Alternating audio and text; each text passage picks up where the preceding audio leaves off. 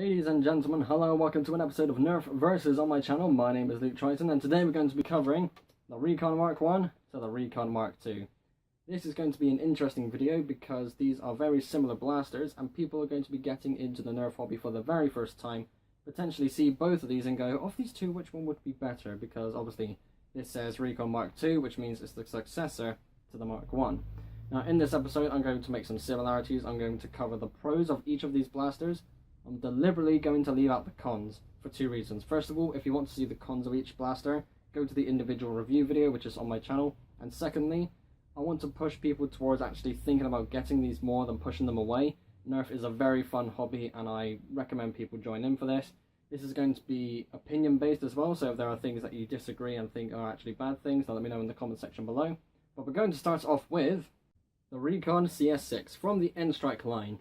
This is one of the oldest blasters Nerf has made, and it is the second blaster to ever use the magazine system, which is, that's got a bit of history to it. That's pretty cool. So this blaster, brand new out of the box, comes with 4 attachments, which is very rare nowadays. It comes with a barrel, which has a tactical rail on the top and the bottom, and a flip sight, which matches the alignment, if I can actually get that up, there we go, of the flip sight. Speaking of which, it is basically does what it says on the tin. It's a flip sight. It works both in the upright and downwards position. In the downwards position, there are 2 notches on that center hole. So if you were to aim like this, you can still see that top bump on the barrel sights there, which I think is very good indeed. Moving it back up, the center circle of the sight aligns with that bump again, which helps in accuracy. Well, I say accuracy. Nerf blasters are never really accurate. You kind of have to aim upwards a little bit to hit your target, but you know what I mean, right? And that's very good. It's definitely a smaller, more compact sight as well compared to the red dot sight, which is the other kind of smallest sight that Nerf has made. So being able to use it just like that, it's still functional, it's nice and small, somewhat streamlined, but you know what I mean, right? It's very nice, compact, that's the word I'm looking for. It also comes with a red laser, which I think is very cool. The only other 2 light up attachments are the green laser in the Modulus line and the torch. This is definitely more playability because it has a tactical rail underneath to allow more attachments to go on, and it has this special feature on the side, so moving that upwards and downwards. So as it is now, if I were to shine this just underneath the camera, that's a nice small strong light. If I were to move it up like this, that light is now a lot wider, but it's a lot dimmer too.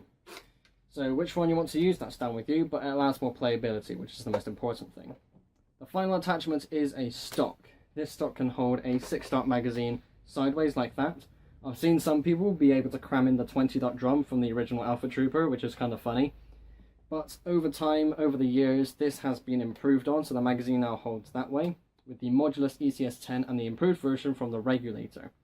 So whilst this isn't the best one to use for extra ammunition, it's still one of the better options because it does what it's supposed to.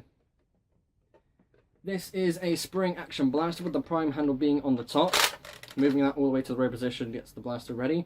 You can take out and insert a magazine of your choice. It can take any of the magazines, which is pretty damn good because there are bigger drums, longer stick mags, and because people have certain playstyles, it allows that accessibility to happen. The jam door is here just above the magazine well to eliminate any obstructions. There we go. Moving it forward gets the blaster ready to fire, and then off you go.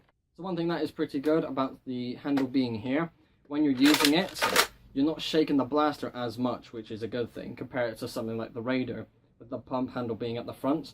That barrel end is shaking around a hell of a lot more than it would be over here. So whilst I'm doing this, that barrel end is still moving a little bit because I'm having to move the blaster a lot, but it's not as wild as something compared to the Raider again, for example. There are better blasters out there, again, going into flywheels, but this is just for this blaster, so it's definitely better. The last good thing about this blaster is because it's old, it's cheap as well. I was able to get mine on eBay for a very good price, and again, it came with everything you see here, all the attachments, some ammunition, it works perfectly. Next to no knocks. I can see like a few paint details, just some knocks on the attachments, but nothing really too much about the blaster itself. So all in all, it does what it's supposed to do. It's nice and easy, very fun to play with, lots of accessibility, and yeah, that's everything for the Recon CS6. And now we go into the Modulus Recon Mark II. Really quick, it is raining today, so if you do hear rain in the background, I'm so sorry, but I need to get on and record this video. So the Recon Mark II is in the Modulus line, so it has more customization potential. It does come with a barrel and stock, just like the original Recon did, but it only comes with those 2 attachments compared to the 4 that the first one did. I will quickly take these off to get a good look at the blaster, because I think this is definitely one of the better looking blasters Nerf has made. If you saw my combos episode, the close quarters and long range combos that I did looked very cool in my opinion, and they are definitely combos I'm going to be playing with again in the future. So just like the original Recon, the priming handle is here on the top.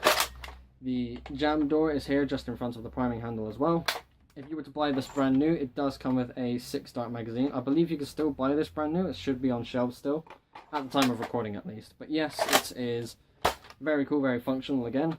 Again, because it's Modulus, it does have a side rail, which is very nice indeed. The only thing I can really think about putting there is a torch, but I'll leave that with you. Loads of attachments to choose from. So like mentioned earlier, this does come with 2 attachments. The first one is a barrel. It's nice and small, which I think is a good thing. Whilst there are some longer barrels available, it's nice just to have an end piece, and it's very nice, very square. The best thing this looks on the end of is the Modulus barrel, the infinitely scalable one. It has a tactical rail underneath, so you can put a bipod, a grip, a laser, or anything you can really fit there. It is quite small, but I like how that's still there though. So all in all, it's a nice looking blaster. It does have a front sight piece as well. Whilst blasters are not accurate, it's just another good detail. Now, the infamous stock from the Recon Mark II. This is one of the smallest stocks Nerf has ever made, but I do see a good thing in this. I'm currently 21 years old, so I would not be able to really use this. This isn't really something I could really use. But for a younger Nerfer, this would be okay. Someone who's like 10, about that age, give or take. If you're getting them into Nerf, then because of this is so small and they have smaller bodies, this would be more ideal for them. And this overall shape, if they were just to have one Nerf blaster, this small build would be good, especially with a smaller magazine as well. So whilst, again, I would not be able to use this, first time Nerfers at such a young age could definitely see some more playability in this. So to go over the pros for each blaster just really quickly, for the Mark I, it's a very old blaster, which means it can go for a very low price. It comes with 4 attachments if you were to find one with all of the attachments available, which is very good indeed. And the top priming handle allows for more accurate firing. As for the Mark II, this does also have a top firing mechanism, which allows for more accuracy. It is Modulus, so it can be compatible with more of the Modulus attachments, and it has more tactical capabilities. The smaller attachments do allow for younger Nerfers to get into this a lot easier, and it is better just for younger people in general. But of the Recon Mark I and the Recon Mark II, of these two, which one should you buy? The Recon Mark I. Let me explain. So, in my reviews, I said that both of these blasters weren't worth the money, but of the two, it's definitely worth getting this one. As mentioned earlier, having 4 attachments allows for more playtime, there's more accessibility towards your blasters. You can put this on other blasters as well. It would look a bit weird because it's yellow, but still, it's a toy, so it's going to be like that. It functions the same way as the Recon Mark II, and because the issue of the Recon Mark II not being able to take the 18-dart stick mag, where this one can, this allows more play choice, which is, again, very good. Because it's old, again, it can go for a nice cheap price, which is another good thing as well, because newer blasters like the Recon Mark II can go for sums of money that people won't be willing to pay. You can get an absolute bargain with this blaster. So of both of these blasters, I would say you should buy the N-Strike Recon CS6. So there we go, ladies and gentlemen, that is this episode of Nerf Versus. Please remember this is more opinion based than me directly saying to you, you should and shouldn't get these blasters. If you want to get both of them, then please do. That is ultimately your decision.